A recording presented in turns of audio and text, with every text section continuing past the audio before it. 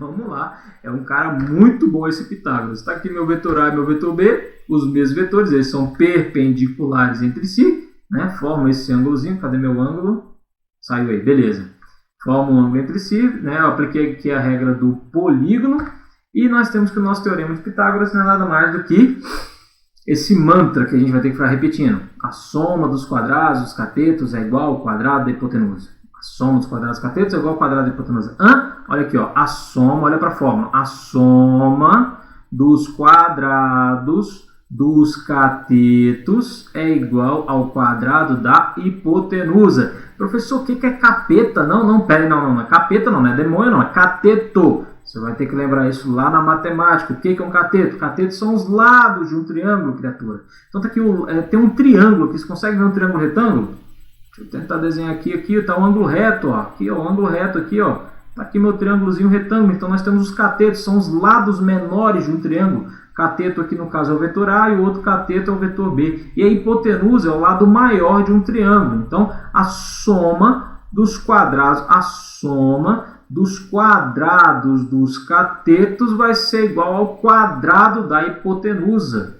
Essa regrinha vem de onde? Lembra que eu falei que perpendicular é um caso específico dentro da soma de qualquer vetor? Então não estou nada mais, nada menos aplicando a lei dos cossenos aqui.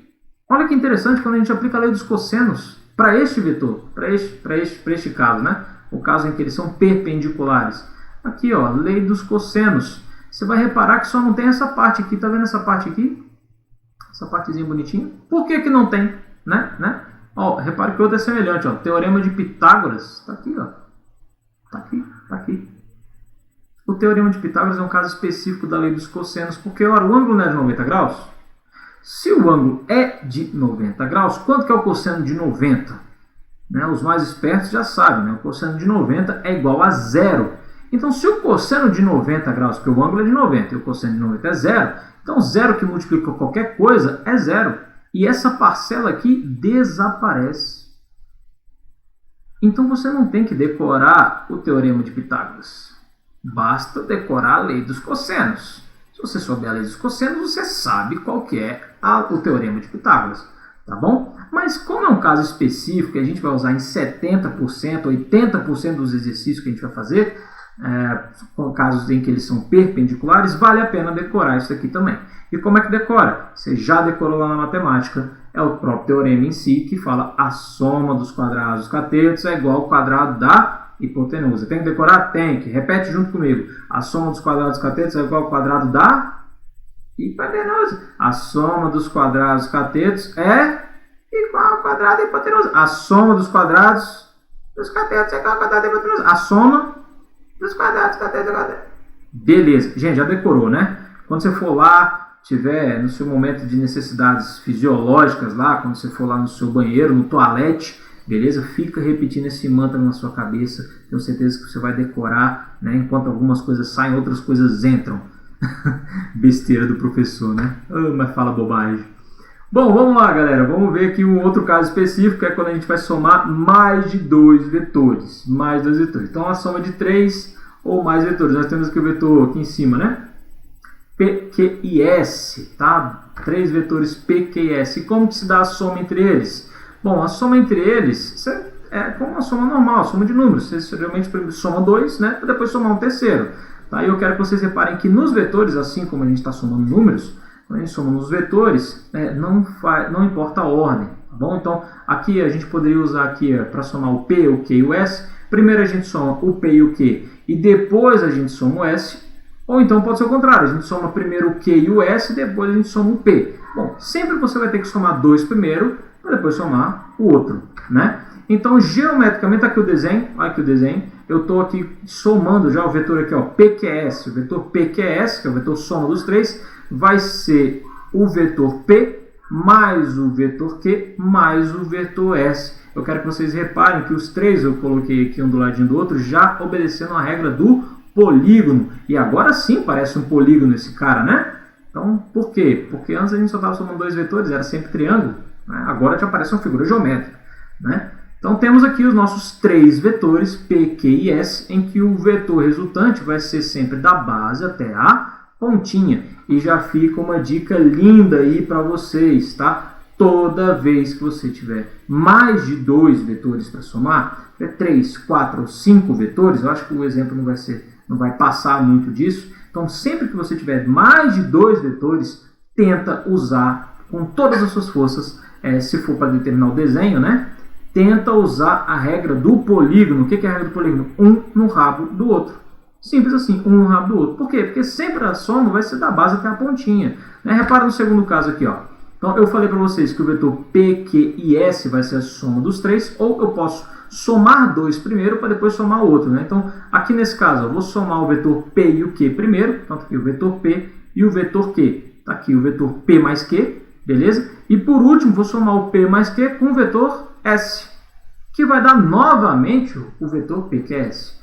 Né? Ou o outro exemplo aqui, ó, que eu vou somar primeiro o Q e o S. Então, está aqui o vetor Q e o vetor S. Somei os dois da base até a pontinha, o vetor Q mais o vetor S. E depois eu vou somar com o vetor P. Está aqui o vetor P. Então, somando o vetor P mais o vetor QS, eu tenho novamente o vetor PQS. Não importa a ordem que você vai colocar aqui dentro, se vai ser P P com Q, S com Q, quem é que vai ser primeiro? Sempre o vetor resultante vai ser da base até a pontinha, da base até a pontinha. Tá? Nesse caso aqui eu usei a regra do polígono, mas eu também poderia usar a regra do paralelogramo. É um pouco mais complicado. Tá? Regra do paralelogramo, lembrando que todos têm que sair do mesmo ponto. Nem sempre nos exercícios, eles são de níveis difíceis, tá? Exercício nível difícil, vai pegar aí, sei lá, ITA, Mauá, faculdade de engenharia, geralmente, tá? Às vezes eles tiram um coelho da cartola, colocam um exercício um pouco mais difícil, e aí nem sempre você vai conseguir deslocar esses vetores aí a fim de montar a regra do polígono, tá? Você vai ter que trabalhar com ele já montado do jeito que está. Então tá aqui, ó, por exemplo, se ele pedisse para você a soma do vetor P mais S mais Q nesse formato, né? Como que você faria isso daqui? Você primeiro somaria 2, por exemplo, vou somar aqui o vetor P e o Q. Então vou traçar aqui uma reta paralela ao S e uma reta paralela, não está saindo, ao Q. E aqui o vetor resultante vai ser o vetor que vai ligar... Nossa, eu estou ótimo de desenho. Vai ser o que vai ligar da base até a pontinha. Acho que eu vou voltar a desenhar com o mouse, acho que estava melhor do que com essa caneta. Opa, cadê meu mouse? Beleza, tá aqui. Então vai dar esse vetor aqui, né? Esse vetor resultante aqui, né? E aí depois que você somou esse vetor resultante, você vai somar com o terceiro. Então, de novo, você vai estar saindo do mesmo ponto, você vai traçar uma reta. Eu vou até colocar outra cor. Opa, beleza. Então, aqui, ó, você vai traçar uma reta paralela ao Q, tá vendo uma reta paralela ao Q? Saindo lá do vetor resultante, então aqui é uma reta paralela ao Q. E uma reta paralela ao vetor resultante que você tem, o primeiro, né, que é o vetor PS.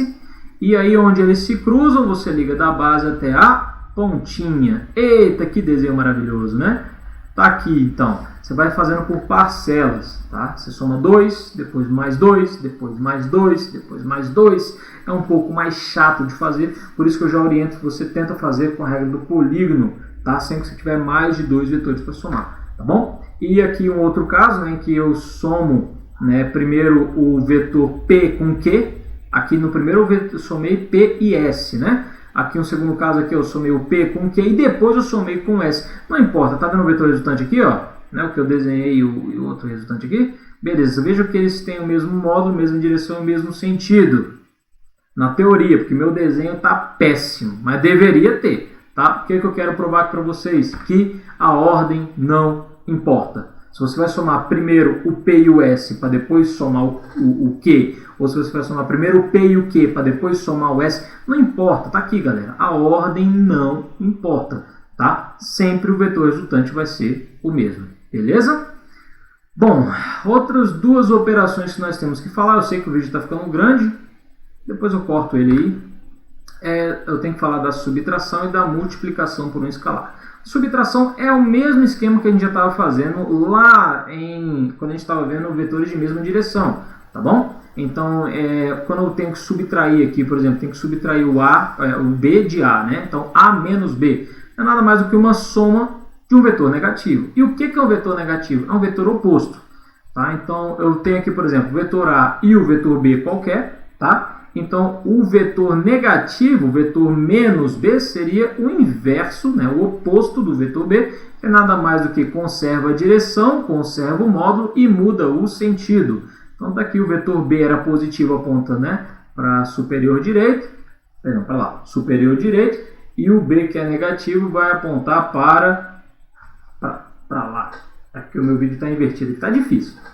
Aponta no sentido contrário. Tá bom? Então, o que eu vou fazer? Eu vou apenas somar o A com o menos B. Então, uma subtração, basta que eu inverta um dos vetores, basta inverter um dos vetores, e aí, né, fazer a soma deles. E como é que é soma? Soma a gente já sabe, aqui eu vou usar a regra do polígono, tá bom? Em que eu vou colocar um no rabo do outro, tá aí um no rabo do outro, né? Que nem gafanhoto. E aí sai, o vetor resultante sai da base, vai até a pontinha. Tá aqui o vetor resultante C, da base até a pontinha. Então, digamos que eu queira subtrair o vetor, seria A menos B. Tá aqui o vetor C, né? O vetor que aponta aí para a diagonal para baixo, né? Inferior direito. Beleza. Bom, fácil, né? E como é que faz a parte algébrica? A parte algébrica, aí você vai precisar do ângulo entre eles. Eu não sei se está ficando visível aqui para vocês, tá? Mas o ângulo formado entre A e B é esse ângulo aqui, ó. Como assim? Esse é o ângulo formado entre A e B. Mas, professor, não é o do meio aqui, não? Não. Quando a gente vai falar de ângulo, pessoal, a gente tem que colocar os dois saindo do mesmo ponto. Então, seria como se eu estivesse usando aqui a regra do paralelogramo. Então, eu desloco, ao invés de colocar o B lá na ponta, eu coloco os dois saindo do mesmo ponto. Esse aqui seria o vetor menos B. E aí agora ficou mais visível, né, o ângulo entre eles, né? Tá vendo aqui? Que era aquele ângulo que eu tentei desenhar ali do lado. Tá aqui o ângulo entre eles. Beleza? Então, quando a gente for determinar a parte algébrica, temos que determinar o ângulo entre eles com os dois saindo do mesmo ponto. Aí faz-se necessário, é mais fácil você usar a regra do paralelogramo para fazer o desenho, ao invés da regra do polígono, tá? A regra do polígono, para mim, enfim, é muito mais fácil, um no rabo do outro e pronto, e sai. Acabou. Bom, vamos lá. Desenho já foi. Vamos falar agora de multiplicação por um escalar. Multiplicação por escalar não é nada mais do que um número que multiplica um vetor. Tá? Existe uma multiplicação de um vetor por outro vetor. Multiplicação de vetor por outro vetor é algo tão complexo que você vai ver só lá na faculdade, tá bom? Para casos de curso de engenharia ou curso ligado na parte de exatas, aí como no meu caso de física, tá? Em que você vai ver uma matéria chamada Introdução à Álgebra Linear. Eu fiz na UNB com um professor bom pra caramba chamado Shokranian, não tenho vergonha de falar o nome dele aqui, porque ele era um alemão naturalizado, ele escreveu o livro do qual ele estava dando a aula. Pensa num cara crânio. Foi difícil, mas eu sobrevivi. E lá você vai ter que mandar bem de matrizes, determinantes, para poder fazer regressão de um plano no outro. Isso aí abre a mente mesmo, tá? É coisa de louco, tá? Então, se você for para a faculdade, for para a UNB, Shokranian na veia, é para forçar a cachola mesmo. Acho que foi aí que eu comecei a ficar careca. Talvez, né? Talvez. Mas bom, vamos voltar aqui, chega de papo furado. Multiplicação por um escalar. É algo muito simples. Multiplicação por um escalar, você vai apenas fazer a indicação no vetor. Então, digamos que eu tenho aqui um vetor B, tá bom? O vetor B. E eu quero o dobro do vetor B. O dobro do vetor B, então basta geometricamente, né? O desenho, basta que eu desloque aí e coloque dois vetores B, né? E aí o meu vetor resultante, o meu vetor 2B, vai ser nada mais do que um vetor que é o dobro do primeiro. Tá bom? Então o módulo dele você vai dobrar. Então se o B vale, por exemplo, 5, o 2B vai valer quanto? 10. É o dobro de B. Simples assim. E você vai conservar a mesma direção, né? No caso ali. Peraí. Aqui, isso, assim. Então o B está aí na diagonal, né? O 2B também vai estar na diagonal. Você vai conservar a mesma direção sempre. A direção sempre você vai conservar. Já o sentido, às vezes, pode mudar, dependendo do escalar. Se o escalar for um número negativo, você vai inverter o sentido do vetor. Por exemplo, eu coloquei um caso aqui bem específico, né, aí do ladinho, que é o vetor, a multiplicação por um menos meio, só para complicar. Professor, o que você queria? Eu queria fazer uma divisão. Mas toda divisão também é uma multiplicação. Então estou nada mais nada menos que multiplicando aqui esse camarada. Opa, cadê meu mouse? Desapareceu. Eu vou colocar meu mouse vermelho de novo, senão ele some. Tá aqui. Então eu vou multiplicar, fazer uma multiplicação do vetor B por um número que divide. Multiplicação por um número que divide. Então eu tenho que menos meio vezes B vai ser um vetor menos 0,5B. E o desenho dele? Olha aqui, você vai concordar comigo que esse vetor B, né, menos meio B, ele tem que ter metade do vetor B. Então, primeiro é isso, o tamanho dele tem que ser metade, né, meio. E aqui eu inverti o sinal, inverti o sentido dele, porque o sinal também foi invertido, então ele é negativo agora, né? Então quando o B apontava no sentido positivo, ele apontava lá para o canto superior, né?